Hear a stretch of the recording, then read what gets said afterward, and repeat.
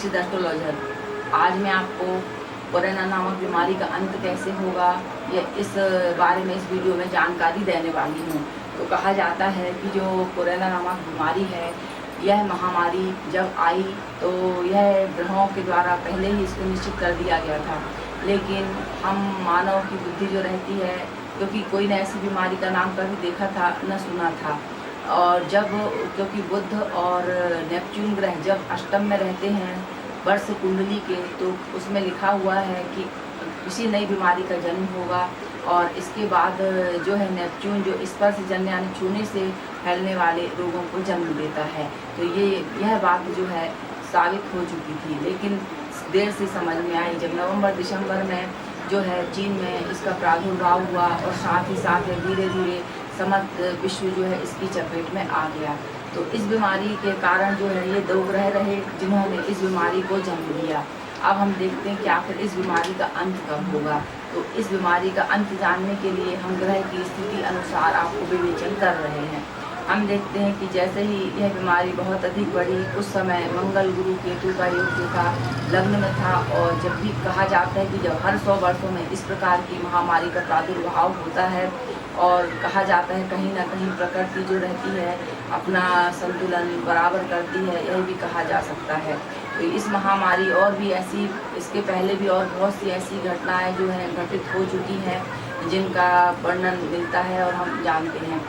और इसके बाद हम देखते हैं कि जब फरवरी मार्च में इस बीमारी ने अपना मुख बिल्कुल सुरसा की तरह फैला लिया और यह समस्त विश्व और देश और भारत को व्याप गई।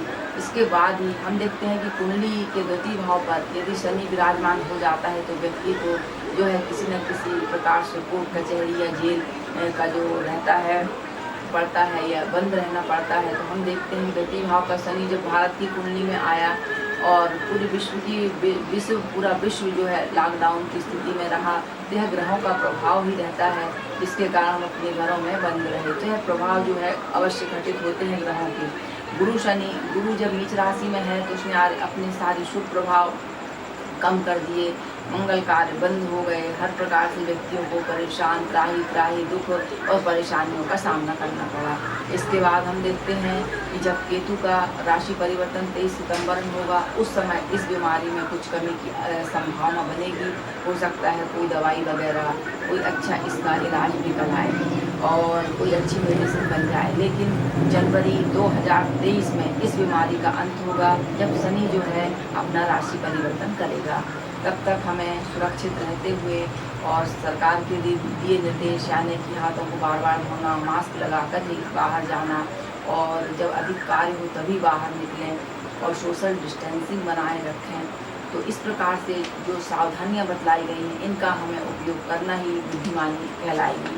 और कहा जाता है जिन भी लोगों के बुध, चंद्र और गुरु कमजोर रहते हैं उनको इस बीमारी का खतरा अधिक रहता है। तो ऐसे लोगों को विशेष सावधानी रखना चाहिए और बीमारी से लड़ने के लिए हमें अपना इम्यूनिटी सिस्टम है अच्छा बनाना चाहिए, अच्छा खान पान रखना चाहिए ताकि हम इन सारी जो बीमारी से दूर रह सकें, अपने आप को स्वस्थ रख सकें। इसके बाद हम देखते हैं कि जो शास्त्रों में अनेक प्रकार के उपाय बतलाए गए हैं कि महामारी से बचने के लिए, क्योंकि महामृत्युंजय मंत्र एक ऐसा मंत्र है कि जो व्यक्ति को मृत्यु की सैया से भी उठा करके खड़ा कर देता है।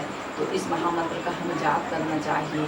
ओम त्र्यंबकम यजामहे सुगंधिं पुष्टिवर्धनम उर्वारुकमेव बंधनादितो मृत्योर्मुक्षीमा अमृतात्। यह एक मंत्र है, इसका आप 11 बार 21 बार अवश्य जाप करें। दूसरा मंत्र हम आपको बतलाते हैं महामारी से बचने का, वह है दुर्गा सप्तशती का मंत्र। दुर्गा सप्तशती का मंत्र यानी कि जयंती मंगला काली भद्रकाली कृपालिनी दुर्गा क्षमा शिवा धात्री स्वाहा सुधा नमोस्तुते। इस मंत्र का भी आप रोज यदि 108 बार 11 बार 7 बार 3 बार जब पढ़ के कटोरी में जल पीते हैं, अपने परिवार को पिलाते हैं तो आपकी अवश्य ही रक्षा होती है, कोई बीमारी आपको नहीं गिर सकती। तो आप इसका जो है आप उपयोग कर सकते हैं अपनी सुरक्षा के लिए। और एक मंत्र जो रहता है आपदाम हर्ताराम दाताराम सर्व संपदाम लोकाभिरामम श्री रामम वो योग नमः। तो यह रहता है भगवान रामचंद्र का मंत्र। तो यह सारी आपदाओं को दूर करता है, विपदाओं को दूर करता है। तो इनमें से जो भी आपको सरल पड़े उस मंत्र को आप जरूर जाप करते रहिए। ईश्वर आपकी रक्षा करेंगे और सभी को इस बीमारी से क्योंकि दूर भगाने के लिए भगवान सबको सामर्थ्य दें, शक्ति दें और सबकी ईश्वर रक्षा करें। और हमें कोरोना से डरना नहीं है, लड़ना है और इसे भारत से क्या पूरे विश्व से इसे हमें दूर भगाना है।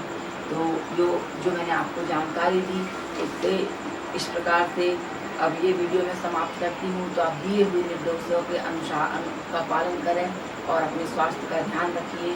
Take care. अगले वीडियो में आपसे फिर मिलूंगी, लेकिन आपको एक और जानकारी दे रही हूँ कि हमारे कार्यालय से जो है लाइव कुंडली विश्लेषण का प्रोग्राम किया जाता है, जिसमें हम निःशुल्क कुंडली देखते हैं। तो यह प्रोग्राम हर मंगलवार के दिन 6 बजे रखा जाता है। तो आप इस प्रोग्राम में जुड़ करके परामर्श ले सकते हैं। वीडियो देखने के लिए धन्यवाद।